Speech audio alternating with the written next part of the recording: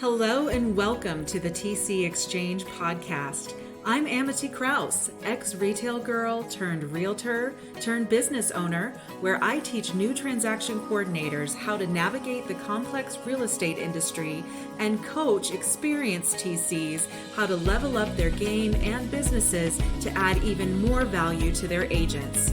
Come along with me while I guide you through this intense, complicated, but always fun world of transaction coordination.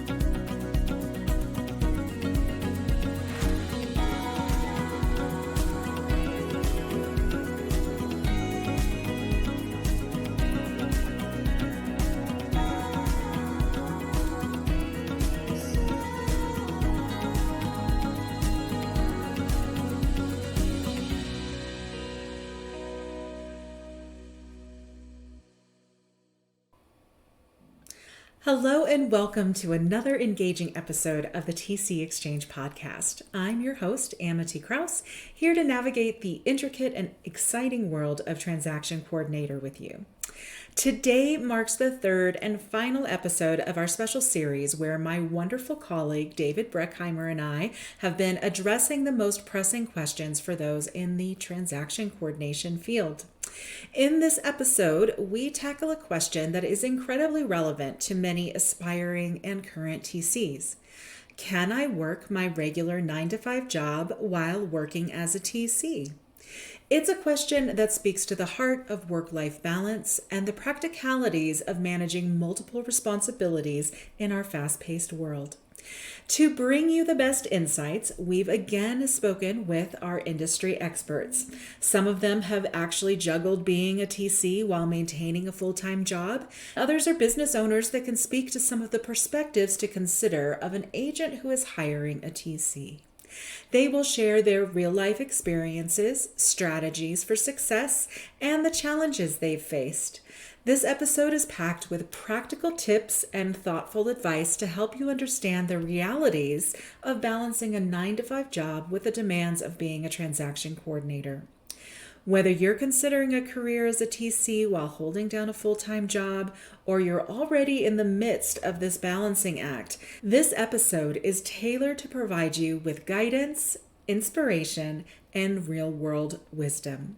So join me as we delve into this vital topic, uncovering ways to successfully manage a career in transaction coordination alongside a full-time job. Let's discover together how to make it work, striking that essential balance that allows for success in both arenas. All right, I'm gonna move us on to the third question here. Thank you. Can or how would I build a TC business while working another 9-to-5 job? What recommendations or thoughts might you have for someone that needs to keep their job, current primary source of income, going until their new TC business is capable of replacing their current income? Can someone build this on a nights and weekends? And I say quote, because that's literally what was sent to me was, can I do this on nights and weekends? What are your thoughts around that? I think that somebody has to have a realistic long-term goal with that. Okay. I was one of those people that started building a lot of my business before I started my business. You know, figuring out the software, figuring out the marketing, figuring out, how I was going to have conversations with agents that I knew, saving, and I still didn't save enough, right? So I think that if we're realistic with ourselves, we can do a lot of work after our 9-to-5 to get ready for our business, right? To build it in a way that will make it sustainable. And we can start talking to agents and let them know, in December we're launching this, or whatever the time might be, to begin to start networking with people that could possibly send us business. I did that. I had a client a couple of years ago did that, and it worked really well for her. She was in an office as a TC and in a brokerage that didn't care, wasn't as respectful as we all would have liked for her to have been treated. And that was exactly what she did. She worked on all her marketing pieces. She got all her systems together. She saved some money. And then when she was ready to launch, like, she had all that stuff together. So Yeah. I think that part, if we look at it from that realistic way, yes. Do I think like that we could do a little for people? I think it would be really hard during the day. Could we write a contract at night? Could we do other things at night? Yeah, sure, a little bit. But it might also come back to sort of bite you in the tail, depending on how you want your business to look. If you start your business out where you're available nights and weekends, but when you switch to working 9 to 5 for your TC business or having those hours available, those 2 or 3 agents that you worked with before may be a little disappointed that in order for you to get started, you did this and now you're not. So that's a really long answer to say yes and no.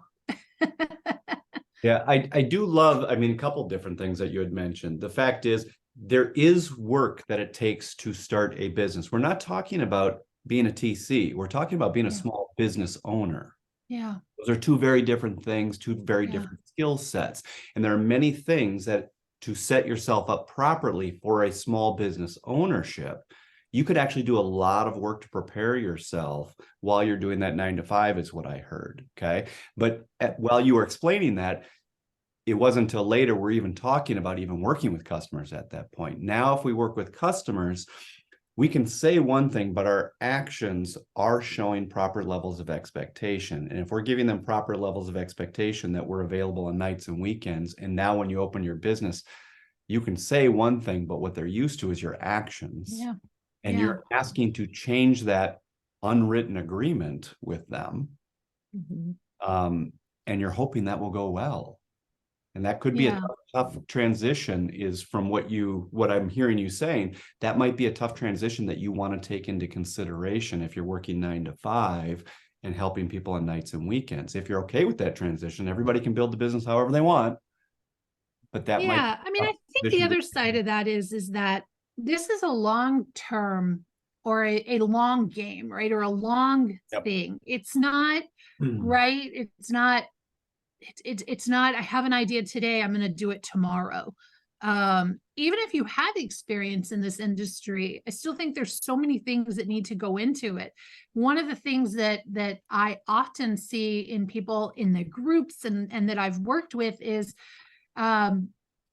they did that, right? They had an idea on Friday, they launched it on Monday. And again, like good on them. And then now they got to fix all the things that they don't like about their business, the hours, the way agents pay them, the way that just the systems, the whole thing. So I think really getting intentional about what you want, how you want it to look and feel, beginning to prep for that and save for that, and then going and do it.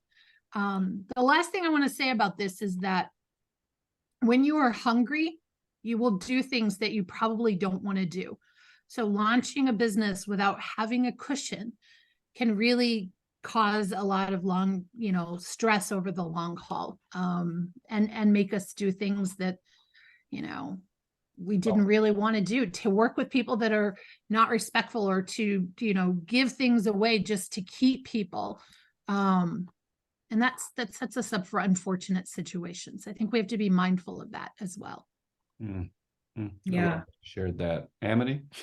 Yeah, I absolutely, that resonates so much with me, and thinking about that it is a long game. There's a lot of work that needs to be done in building out a business, and it's not just the actual job of doing TC work itself. One thing I love that you mentioned is networking, because I think a lot of people think that networking is something that can only happen during the day, but I don't agree with that. I think that networking is something that you can go to realtor events, you can meet people, you can connect with people, you can start writing newsletters and blogs and create and build an audience by connecting with people. And then when you are launched and you've got your audience who's paying attention to what you're saying, then you're in a good position. So I really, really love that you said that. Thank you. I agree with the networking at night, and even after you launch your business, there's still lots of opportunities to network at night. And I think that since you mentioned networking and at night, I also want to just throw this in, because we're coming from other industries and possibly moving into this one, or even if it is the same industry, don't think you only need a realtor event. I not only created amazing friendships, but got loads of referrals by going to other events, mostly female entrepreneur, female business events, because everyone knows real estate people. Yeah. So if they can go talk you up to somebody, it's just made your life so much easier. So don't think you have to only go to events to sell or to sell your services. Go to make some friends. This is being in business can be difficult and lonely and challenging and all of those things, but it can be a lot of fun too. And some of my best friends came from those events. Amen. I love that. You circled right back to community, didn't we? Yep. Yeah. Look at that. She does that. She does that. My opinion. Thank you. I am truly grateful for you. And I will ask you one last question that was not on there. Okay. Because I just kind of want your insight on this. There are going to be people that do start their business and they do plug into community and they do the work. They do the homework. They could do so many wonderful things, but they're also asking themselves, what would be some of the key indicators that I'm ready to give Michelle a call and maybe ask about what coaching would look like, or if coaching is a good direction for me at this stage of my business? What would you say would be some of those triggers that might help them to say, you know what? I have done a lot of my work and stuff, but I really think just meeting with someone, whether it's weekly, twice a month, once a month for a coaching might be a good thing for me at this point. Thank you. I think I would say, if it's not what you thought it would be, and you want to make changes to it that can allow you to create the business that you want, and I'm not talking numbers, right? Because I know plenty of people that make loads of money that are miserable. So I'm talking about the business that excites you, that fuels you, that fills your cup, and one that allows you to feel the way that you want to feel in your day. I'm a firm believer success looks different to everyone. So if you have a vision of what you want it to look like and you are stuck with how to make that happen, those are my favorite people to work with. Yeah. Oh, what a beautiful transition. So huge amount of love and respect to you, my friend. Thank you. You too. Y'all, both of you. Amity, anything else to close us out here? No, I just have to say thank you so much for doing everything that you do for our community, and how you are the bright example of how to show up. I feel so grateful that you have taught me how to show up for the community, and I'm proud to know you and have you as a mentor, and I'm so glad that you did this with us today. Thank you so much. My pleasure. I'd love to just say one more thing before we do close this out. My final words would just be kind. Be kind when you have a question. Be kind when you answer a question. Be kind. It's so quick nowadays to be snippy and to say things behind a screen, but be kind. Like, bring that to all of your conversations. The world could use a little more of that, even in this space. I love it.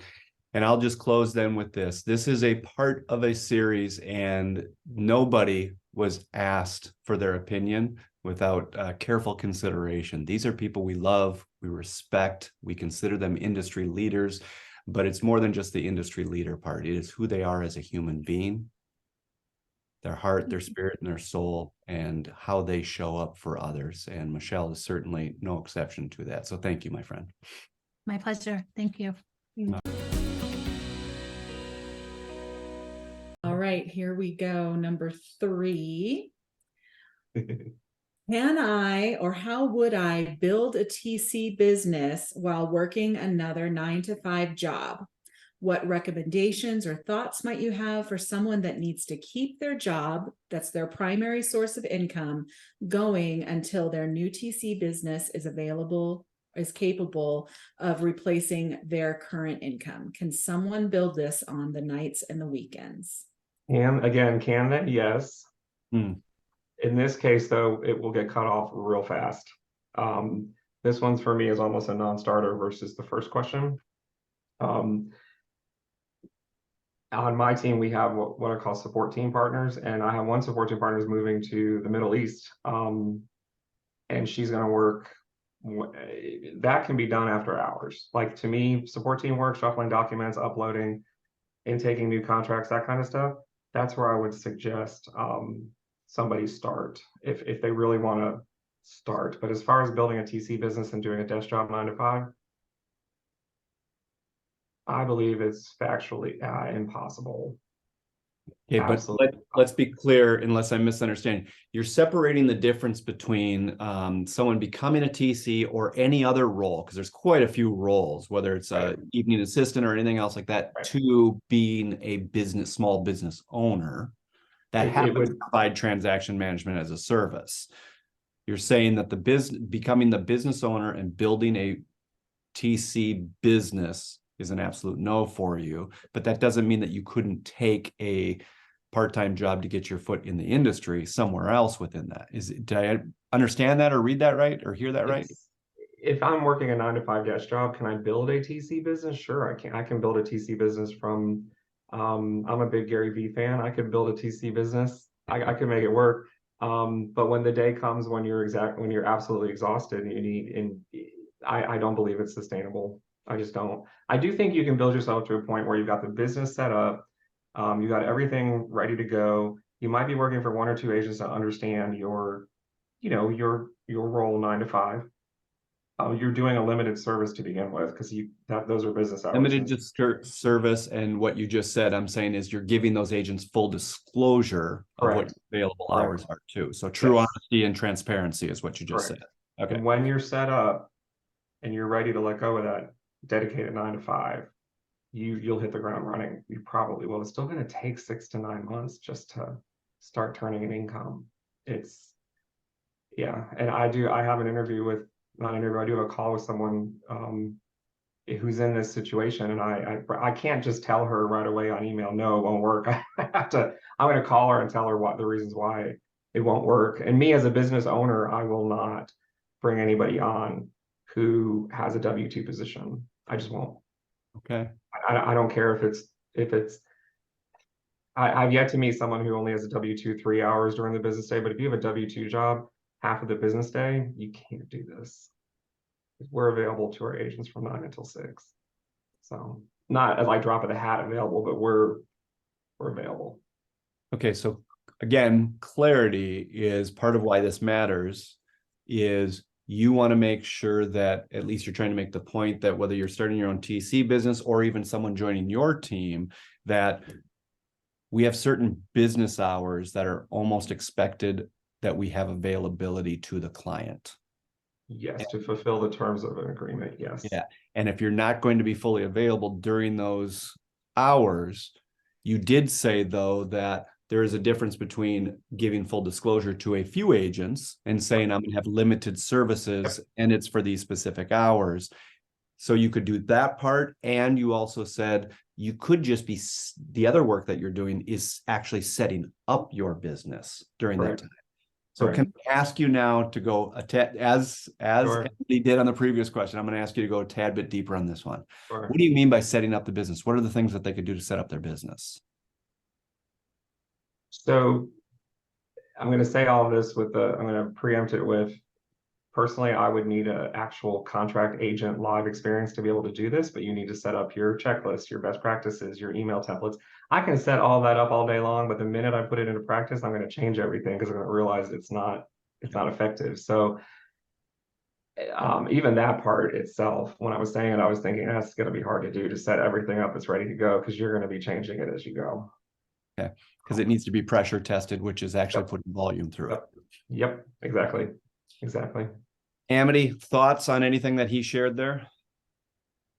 So, I mean, on that last piece, and I'm not going to give my full entire opinion about this particular topic, but what I do want to say is that a lot of times the objections that we hear in Facebook groups surround this question of, will someone share with me their TC template?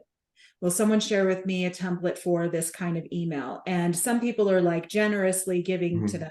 And some people are like, go make your own templates. You can't have my work, and it gets a little angry. And the point I want to make there is you talked about, you're going to take the time to build out your checklist and your templates, and then you're going to change them all.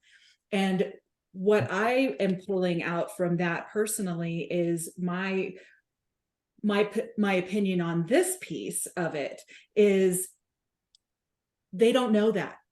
No. If you're brand new coming into the industry, you have no idea what a checklist or a template looks like. You don't know how simple it is to draft an email saying, can I get a copy of earnest money receipt? It's not not a novel. It's right. but they don't know that.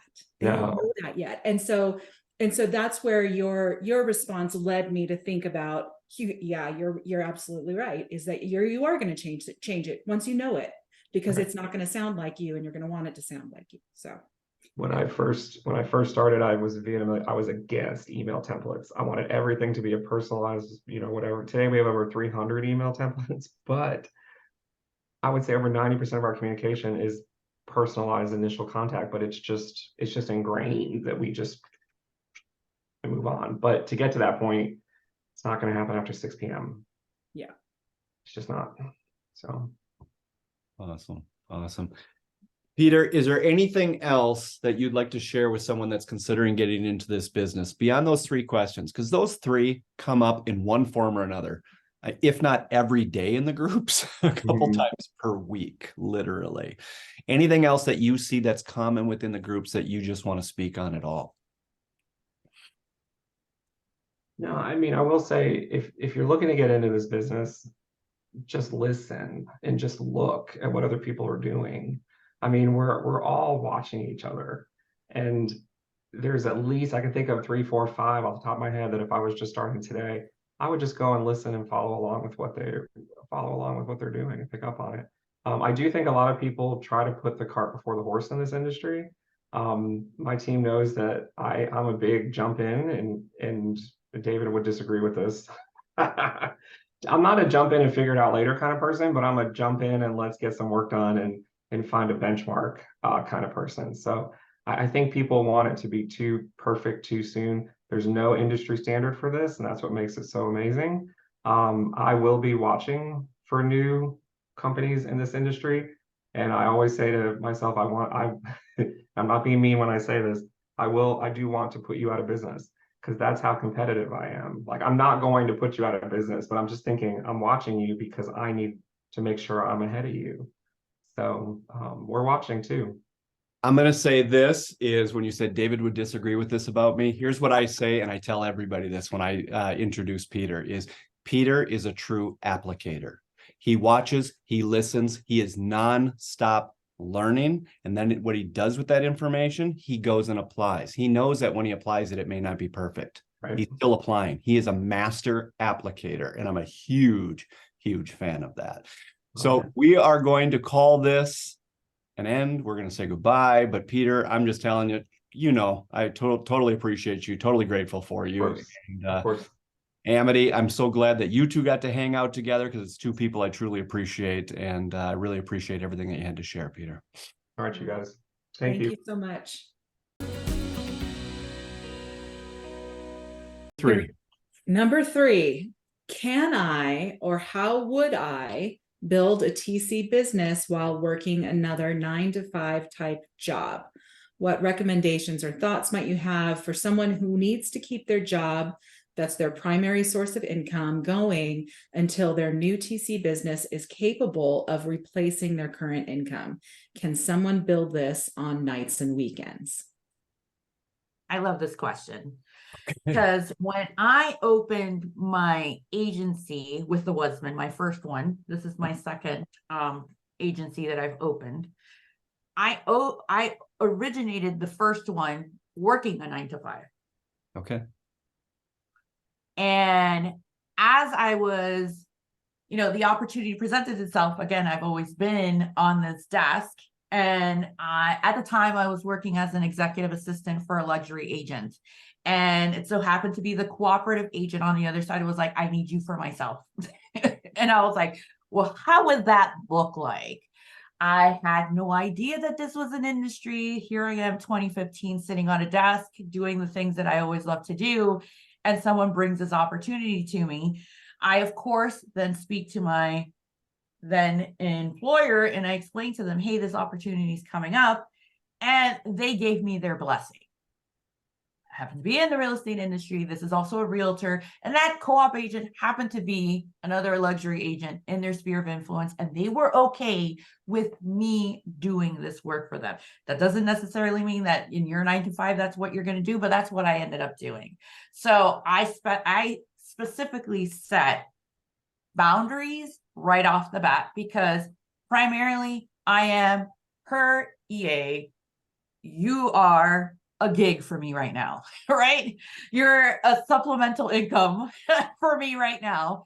And so I had to be honest. I mean, I'm not going to be able to pick up your calls during XYZ time because this is where I'm working on my primary role.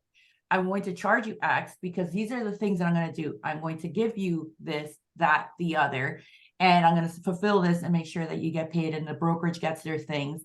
I was able to outline kind of a package for the agent that made sense with the job that I had and was primary to me.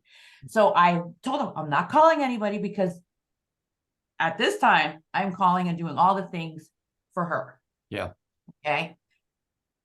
If I have to give you a call, it may be during my lunchtime just to tell you, hey, you got some documents you need to sign, whatever. And you have to be okay with that. Are you okay with this is my availability? So I say all that's how I started. And then it quickly grew from there because as people started seeing my name and they're like, oh, can I do this too? I was like, oh my God, I did not know that this is what was going to happen. So I continued to have those same conversations until it was like, holy smokes. Yeah. I am working till 11, scheduling emails and doing all the things. And I have to make a choice, right? At that point, I had to make a choice of whether I was going to continue to stay employed or continue with this business. So I say all that. Yes, you can open your organization. Yes, you can create services, offerings that cater to your schedule. Okay. Whether that is, hey, it's no phone calls. I'm going to do compliance services. I'll send you an email. I'll give you reminders. And if you need me to draft any documents, it'll be after hours, right? If that's something that you want to offer, you don't even have to offer that. Yep. You don't have to offer everything that everybody else offers. And it could be something that you offer that is just perfect for that person that says, hey, you know what, that works for me. Yeah, we could do it. As long as you're honest about what you can do and what you're willing to provide. And someone says, yes, hello, this is the world of commerce. You got a sale. Yep. You got a new customer. You got a client. You can move forward. But just tell people what you can and cannot do and just tell them, hey, look, this is this for me. You don't even have to say all that really. Just say, this is what I'm offering. This is how you can get in contact with me. You set the rules. It's your business. Yep. Yeah. And again, you're saying being honest. Yep. And being honest. And in the other two questions, it was being honest with yourself. But here we're being honest with other people, the other people that you're assisting and helping and setting the framework for how your businesses are going to connect and operate together. That's absolutely key. You're being honest with yourself, you're being honest with your client, but you started by talking about the honesty with your current employer. Mm-hmm. Okay. And I appreciated that the honesty thing has run through a couple of these answers. But honesty goes in many different directions. There is honesty with self, there is honesty with customers, and there is honesty with your current employers in this particular situation. The other thing that you said, I know a lot of people use the word boundaries, and I use the words proper levels of expectation, assuming for this conversation they mean the same thing. We're just providing that customer with a proper level of expectation of what services we're going to provide. Now that takes us back again to the previous answers that you gave, which is, why can I do that? Because this is about you owning your own business. And because you own your own business, that's actually a choice you get. You actually get to make those decisions. So everything that Michelle is saying, it really runs, every answer that she's giving runs through questions 1, 2, and 3 very, very consistently and predictably, which is just beautiful. And I would expect nothing less out of Michelle, but it's nice to hear it. It's nice to hear it. And the reason why we do this series, these questions come up all of the time, and we care, and we want to make sure a resource is available that you can get answers to these things. But you can see just with how Michelle answered these are hard to answer in a 2 to 3 sentence reply in a Facebook group. Yeah. It's just hard. It's just hard. So I really appreciate it. Michelle, anything else that you would like to share with us in regard to any of this or common questions that you hear? I think for me, it's important for everyone that if you are a part of this industry, if you are engaging in real estate support, there is nothing that is close to you bar of harming others, right? That's not what we're here to do, right? Yeah. But if you can dream something for yourself, you can definitely achieve it. And just taking that time to be clear for you so that you can convey that clarity for others is all that's really needed to be in the world of commerce, to have a business, to do any of the things that we do. So all power to you. Keep joining the forces. We need help. It's not like I can serve all these people out here, and all the people that are already here, we can't do it either. Yeah. So the more that join the ranks, the better for us, because hey, there's strength in numbers. Yep. Huge tons, love, respect, and appreciation for you. Amity, anything on the way out? No, thank you so much, Michelle. It was great to finally talk with you, and I loved listening to your insights. Amazing. All right. Thank you so much, guys, for having me. I really appreciate you. Yeah. Question 3, the last question. This is about that person who is trying to or considering building a business while they've got to make their income on their primary. So it's, can I or how would I build a TC business while working another 9-to-5 type of job? What recommendations or thoughts might you have for someone that needs to keep their job because it's their current primary source of income going until their new TC business is capable of replacing their current income? Can someone build this on a nights and weekends? Yes. Yeah. Okay. So before you say anything beyond yes, which I just love that was just quick right out of your mouth, is understand that I want to be fair to everybody who's asking this questions. Some are specifically asking, can I do it on nights and weekends? Obviously, that's who I copied this question from. Others are still saying, can I also build it part-time? And they are trying to build it part-time during the week. So there's multiple ways to build something part-time. But I love that you're immediately like, yeah, we got that. Okay. So, and part of your question was how, right? Yes. Yes. And so, several things came to mind. So you first, again, know thyself. Okay. How organized are you? How professional are you? How do you carry yourself first? And this is really anything in life. Like, don't let me go down a rabbit hole here, but you need to already be working on yourself. I think if I would have been farther along in my personal growth journey, my business would be even, bigger than it is today if I would have been started. But I got a few years into it and then started working on my leadership skills and then started working on, okay, all right, now you're just solo. You're thinking, how can I do this with another job? So I think that you need to outline very simply, what am I going to offer?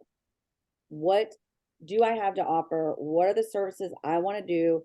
And what is the time that I have to do it in? So if your nights and weekends, secret, in case you don't know, agents want you to work nights and weekends, and we don't.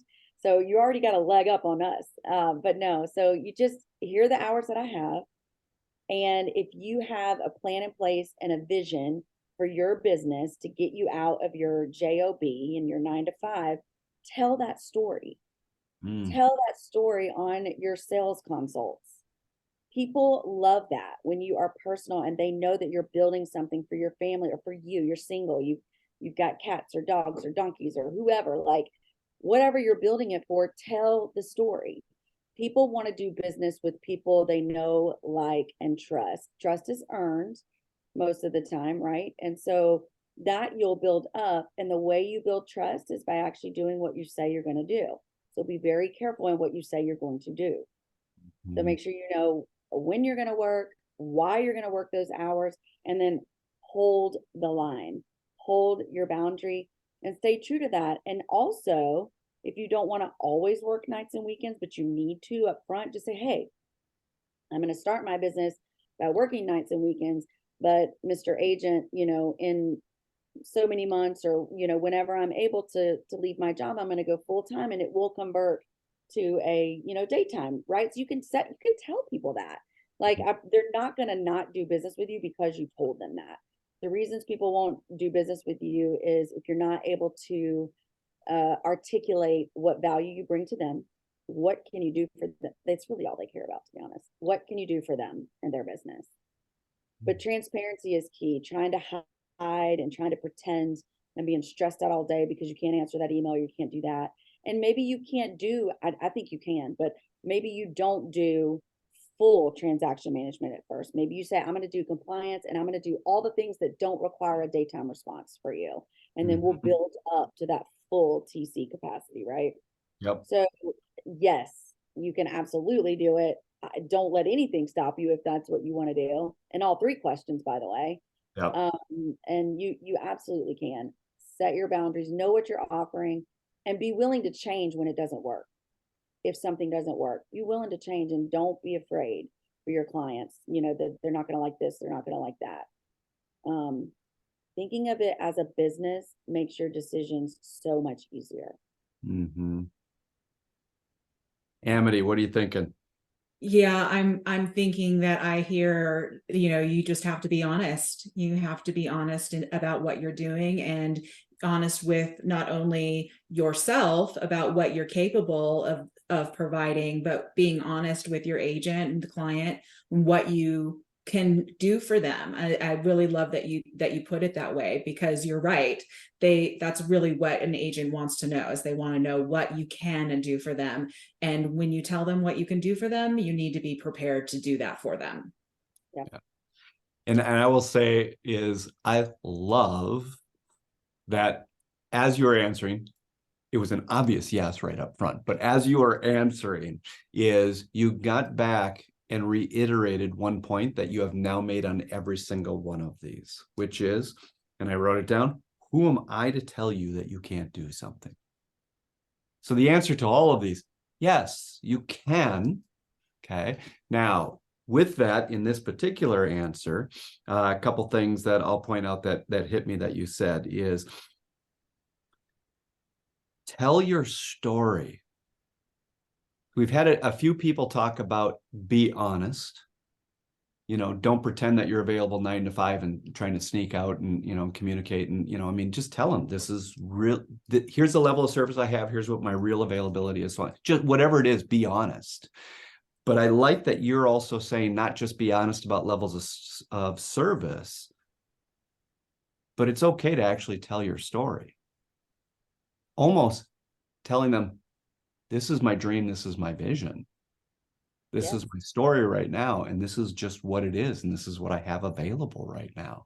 And I will bring freakish levels of value based on the things I promise to provide. And obviously, charge accordingly. Charge accordingly, yes.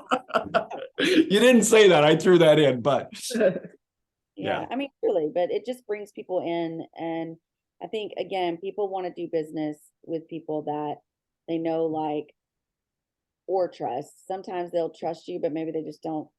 I mean, it's not, when I say like, don't get caught up in that either. Yes, we're human beings, we care, we're compassionate, but it's not about you. You're providing a service for them. At the end of the day, they're not your friend, they're your clients, they're your customers. And just make sure, again, that you are thinking about this from a business owner perspective. Think about businesses that you interact with. Yep. How do they show up? What are the expectations they set with you? Do you like it? Do you not like it? And being transparent and upfront gets you way farther than that, because you are going to let them down if you don't. They're going to be expecting one thing and you're not going to be able to deliver. So I think that's super important. I love it. And I also love that you just pointed out right at the end there. It is something that goes through my head quite a bit, but I hadn't heard anybody pointed out quite that way that you just did, which was start to look, because as you're seeing this as a business owner, put it in a perspective of outside. What are the business owners that you deal with, the small business owners that you deal with? What do you expect of them? Everything that you had just said, your clients expect that same thing out of you. So really seeing this as a business owner, but not just what do you want? What do you even expect from the small business owners that you do business with? Now, how would that inform some of the decisions that you're making as you communicate with them, as you serve them, as you choose your levels of service, anything that you do? So I loved looking at that, not just as your own business, but what about those businesses you're doing business with? They're small business owners too. What do you expect out of them? Could that inform maybe decisions you should be making and communicate properly? Yes. But the flip side of that coin is know your customer. Yes. Don't expect things from your customer that your customer can't give. So just know your customer. We'll leave it at that. Dealing with real estate agents, you should understand the mind of a real estate agent. Yeah, 100%. Anything else, Amity?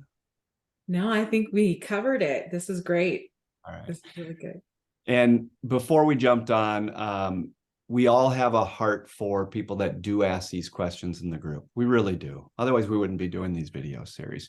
And sometimes we literally only choose not to answer them in the group because it's hard to give these justice when we've got 30 seconds in between calls or helping our team members or anything else like that. We love you and we want to do the best that we can and give you the best that we can. And sometimes that's just not possible in a 2-sentence, 3-sentence reply in the groups.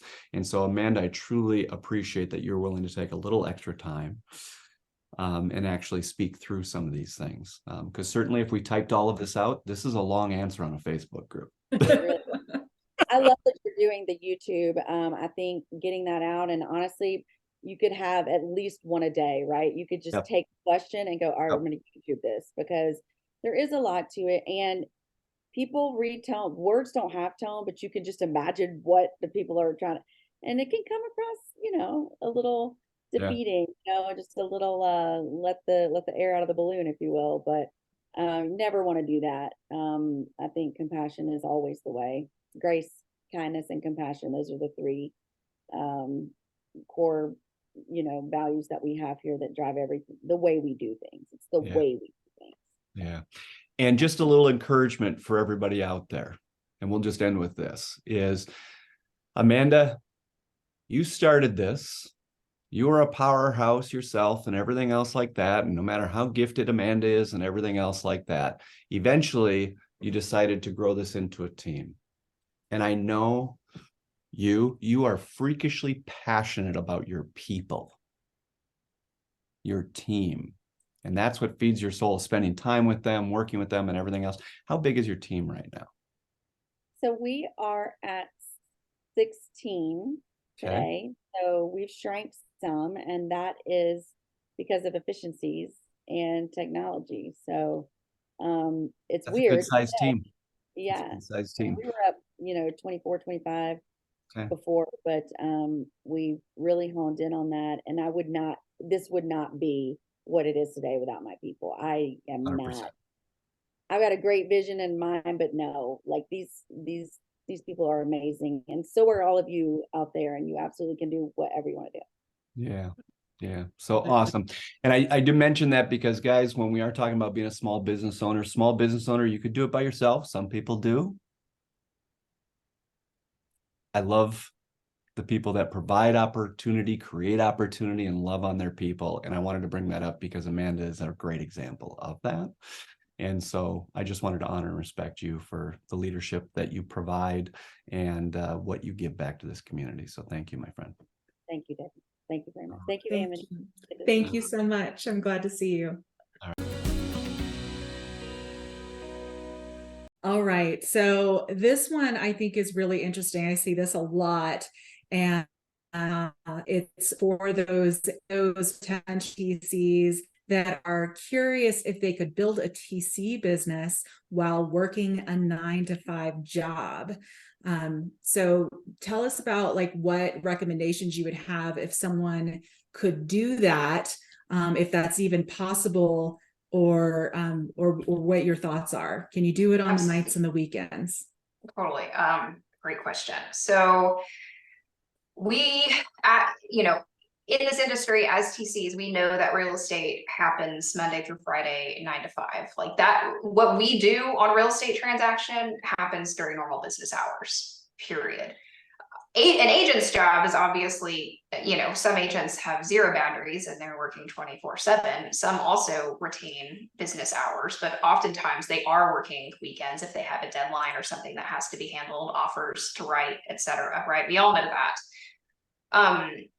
My initial thought is, it's going to be very, very difficult for you to start out and gain clients, gain their trust, especially depending on your level of experience, if you have another full-time job that does not give you time during the day to focus on this. So if you're in that position and this is something that you really have decided that you would want to do, what I would do is I would spend as my time and my energy focusing on setting aside an emergency fund. I would want 6 months to a year at my current job of all of my living expenses, in addition to any business expenses that I might be planning for my business. Now, the nice thing about the TC business is it can be very, very, very low cost, right? I mean, you can start with, depending on your state, LLC paperwork and a website is $12 a month kind of thing, right? So it does not sound like you have to massively invest a ton of money just to get started. So set aside 6 to 12 months, depending on your risk tolerance of your personal living expenses at your current job. While you are doing that, use those nights and weekends to create your business plan and start executing it. So that's when you're going to be creating your logo, your branding, setting up your systems, your checklists, creating your list of agents, figuring out your lead generation strategy. There's a lot of that business owner side of it, and setting up and planning that really needs to happen ideally before you launch your business. And what a perfect opportunity to do that. You can do that on your own time at any point while you are saving money. Then when you hit your savings goal, ideally, you're ready to hit the ground running. You know exactly what you're going to do. Everything about your business is planned and ready to go, and you can kind of just start. This is kind of what I did.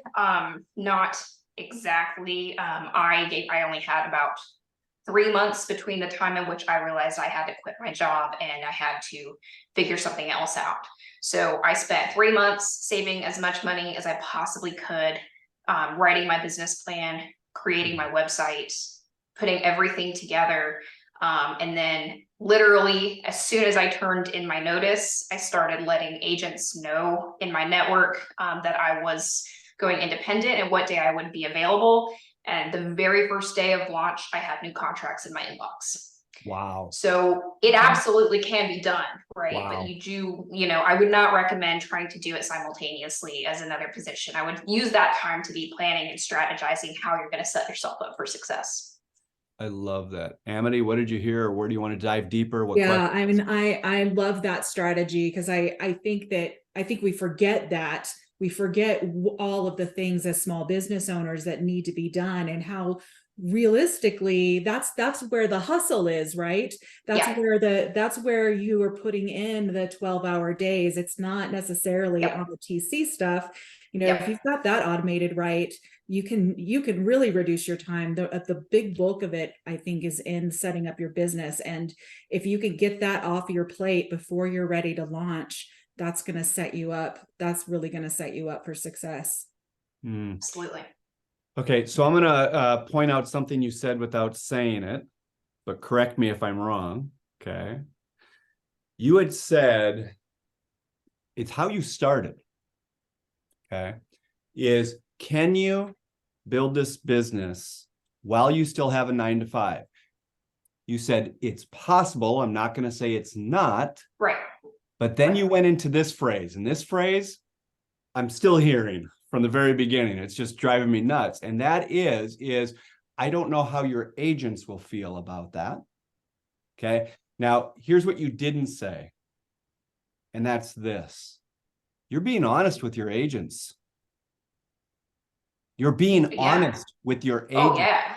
You're Absolutely. not pretending I'm available Monday through Friday, 9 to 5, and faking it and saying, you know what? You can expect that I'll be able to get back to you within 1 to 2 hours because I'm busy on other files or whatever while you're working at your 9 to 5 and everything, and you're sneaking out during 9 to 5 and just taking care of things in between and trying to get the bulk of the work done on nights and weekends, but putting a fake facade up that you're actually working your business full time. Absolutely. You're not pretending that you are something that you're not. Okay. And I know there are people that have done that you can't pretend, but I can tell you, your agents know. They've figured it out. Like, it's, and maybe they're fine with it. I don't find it sustainable to do that long term unless you know something that I don't, which is entirely possible. There's a lot of stuff I don't know. So but yeah, I would assume that your agents know and they're okay with it. Yeah. So you're either being very upfront and real about your situation. And if your real situation is that you just insist, I'm not going to have the reserves that Nicole talked about. I am going to start this now while I am doing it. Are you okay with also doing what it takes to earn the clients?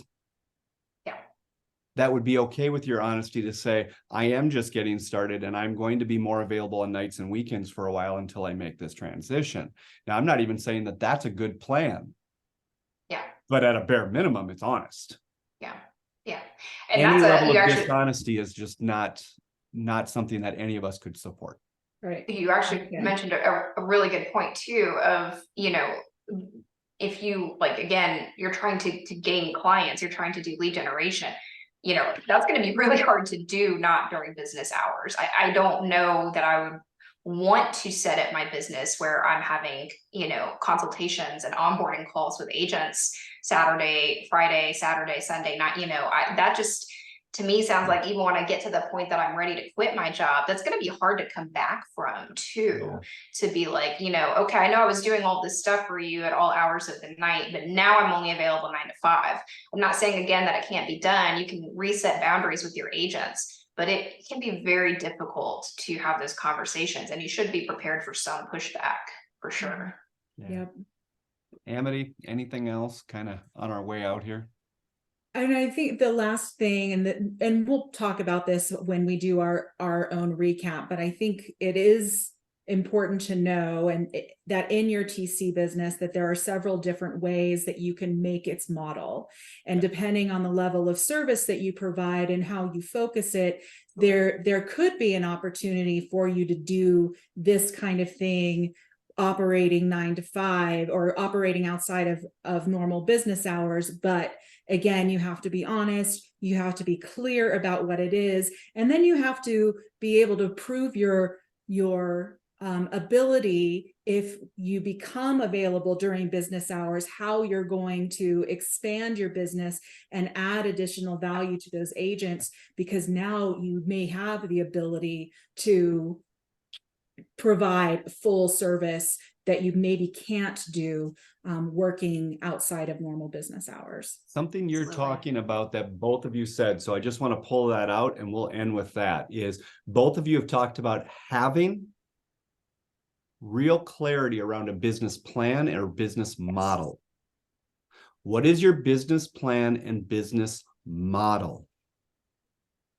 And if that is going to be more traditional TC, I personally know a lot of very successful TCs, just as the other people on this call do. And I'm trying to think of one, and I can't even think of one exception where their business model is freakishly successful. And it's really based on a model that has nothing to do with anything during 9 to 5. Yeah. I don't know one. I don't know a single one. Now, if you can, I can't wait to interview you and see what you're doing and how that works. But just know this, is that we're never saying that something can't be done, but you do want to have a business model and a business plan. And there are some amazing examples out there. There's some absolutely amazing examples and role models out there that have really made this work and done it at a very high level. That's why we're interviewing those specific people. So anyways, Nicole, anything else you want to say on the way out? I think that's all I've got. In other words, can I build this while I'm working another full-time job? Can I do it on nights and weekends? What does that look like? Any thoughts on that? Well, and I think that what you said, can I build this, is the key piece. Okay. Because the building part, figuring out your systems, figuring out your checklists and your templates and all of those things, your billing practices, your policies, your procedures, anything that you are going to need a system for, your marketing, your lead generate, all of it. Can those things be done after hours, on nights and weekends? Absolutely. 100%. Yes. Yep. Yes. And that is what I think everyone we talked to pretty much said, yes, that's the way that you need to go. Yeah. Because what isn't necessarily realistic is trying to operate your TC business where you are available to clients, being responsive and a resource for the clients, the buyer, the seller, the lender, the title company, whoever, the inspectors. If you're not available during the hours that business operates, then you are going to have a rough time. There are business models, and we talked about this several times throughout the interviews, that there are business models out there where you don't have to necessarily be available, and that depends on how you build your business. If your framework for your business is that you're offering compliance to a brokerage or to a agent, that doesn't necessarily need to happen during the daylight hours. That could be done after hours. So I believe Michelle Spalding questioned if that was really being a transaction coordinator, though. 100% agree. And by the way, so did Peter. Peter thought he knew what a transaction coordinator was while he was an agent, and then he became one. Yeah. And then in the video, he admitted that then he and I talked, and he told me everything that he does as a TC. I said, you're not even a TC. You're basically a compliance manager. Right. You're processing compliance. You're not even doing contract to post close. And he's like, no, I'm a TC. I'm like, yeah, let's talk about that. Right. And so he changed his business model. He learned more about the process and everything. And now what they provide is full transaction management. But that's not the way it started. And it doesn't have to start that way. Yeah, absolutely. So if that's the way that you need to get started to build your business is to offer compliance, and that business model works for you, then okay. If the business model is that you will maybe talk with you set expectations, right? This also came up quite a bit. You set expectations with everybody. You are transparent with your agent about when you're available. And then you say, I'm available at these hours. This is the time that I will be responding to these people. Will this work for you? You know, that can also be done, but you can't just go in and say, in my opinion, you can't just go in and say, I'm going to be a transaction coordinator, but you can't get me until 7 p.m. at night. And you can, and I'll also be available on the weekends for you. Yeah. I don't think that's sustainable. So if we talk about kind of that nights and weekends, let's just say they're working a full-time job, 40 hours a week, 9 to 5, Monday through Friday. I mean, multiple people said there are things that you can do outside of typical business hours, and you've mentioned a couple of them. So I just wrote a bunch down. We mentioned compliance once, okay? You could do some marketing for agents. You could do compliance for agent. You could do database management. Some of you are freaks of nature as far as admin is concerned, and what your background is. You had no real estate background whatsoever. Maybe you do. I don't care. But the fact is where you have worked in the past, you're an ops manager, and you run their database management and all of their tools tools and everything else like that. The amount of agents that their systems and their tools are just garbage is high. It's high. And I know a lot of admin and TCs that one of their side services is they help with organizing and doing database management and that type of thing. What else can they do? How many agents, if they have a successful business, actually do customer appreciation events? Okay, so I know an actual very successful TC business that one of their side services, they have someone who works full time on their staff and does nothing but they organize customer appreciation events for all of their. Brilliant. That is amazing. That is brilliant. Why doesn't okay. Yeah. I won't even get into that, but here's the deal is what we used to do is we used to have about a half a dozen of these customer appreciation events fully designed. We used to call them events in a box.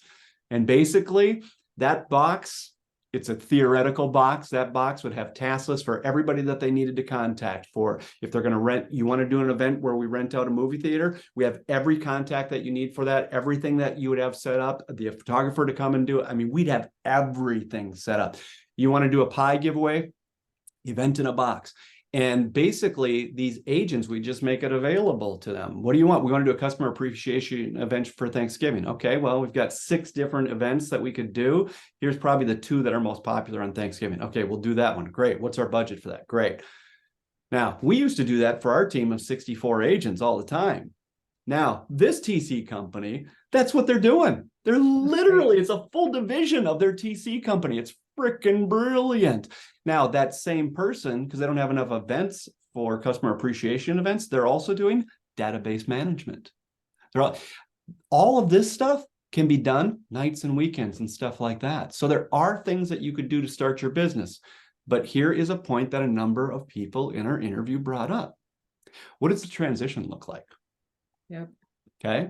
You please don't wait until you're ready to start your TC business side of things from the contract to post close to make that transition. Already think about that. So if you're going to do things that do produce some income on nights and weekends, good luck to you doing contract post close during nights and weekends, because you got to know who your customer is and when they have a level of expectation for availability, which on contracts, they want you available to a certain extent. Most typically, when are the banks available? When are the title companies available? When are you available? They want all that to line up as much as possible. So that's tough. And if you're going to do these other things, you have to understand that really, then all of a sudden now your TC business, are you really working that now full time plus this nights and weekends? So here's the last thing I will say on that is just this. Everything still comes down to me is, and I know not everybody agrees with me on this, and that's okay. We all can think a little different. Give me a break over 40 hours a week. I don't buy it. Okay. Anybody wants to see me become brilliant, okay, scrappy, resourceful, creative, let's put a plan together of what we want to create and then tell me that that's going to take 60 or 70 hours a week. There's never a time you will see me more creative than how would we do that in 40 or less? Okay, because here's what I believe. Do I need to work 40 or less? No, but I do believe this with all of my heart. And this may not be you. And this is why I might not be your cup of tea. That's okay. Okay. It's this.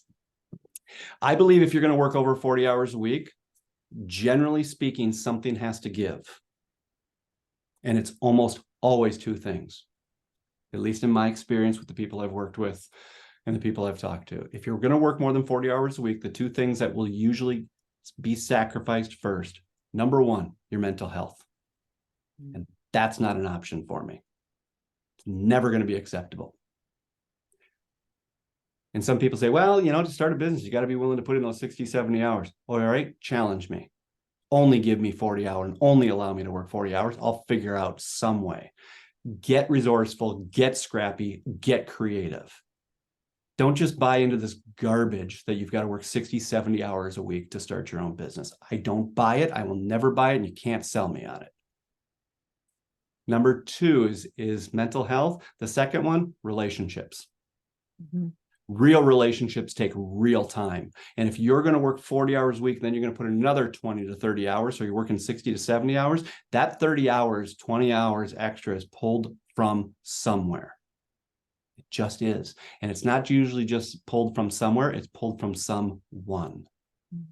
Spouses, kids, mom, dad, whatever it is. So I would just say, find the most resourceful, scrappy people, creative people you know, and do some masterminding around that. But please, please, please, please, please don't let yourself go into a default that, well, if I really want it, I just have to be willing to put in the hours. Don't bite me. I'm not into that. That's not a story I'm going to accept. We're all different, but that's yeah. No, and I totally respect that. And so I will share with you that when I started in this business, I say that I was working basically 80 hours a week, but I was working them at the same time. I was double timing. So I was doing both 40 hours at the same, it was insane. Yep. So I didn't ever really work, late nights and weekends, although I did have very small boundaries, like very, very minor boundaries. And what it definitely led me down personally, and I'm telling this to everybody who is considering it, is that it led me down to burnout. I almost completely lost my mind. If the pandemic hadn't hit when it did, I might have gotten sick doing what I was trying to do. And so that ended up saving my life, I think. And it wasn't worth it. It wasn't worth it. And the mind, and I talk about with anyone who will listen to me all the time about mindset and self-care. And this is, and I don't want to go down a rabbit hole or on a tangent, but I do want to say is self-care is not what you think it is.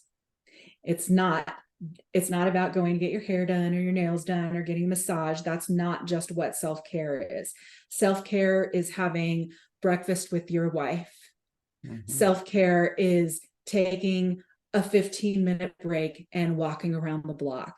Self-care is saying no when you don't want to do something. Those are all things that are so important if you're really going to take care of yourself and manage your stress. And I could go on, but I will stop. Well, and I appreciate all of that. So again, you guys are definitely in this series, you're getting a lot of different people's opinions, and you can see where different people feel very strongly about certain things.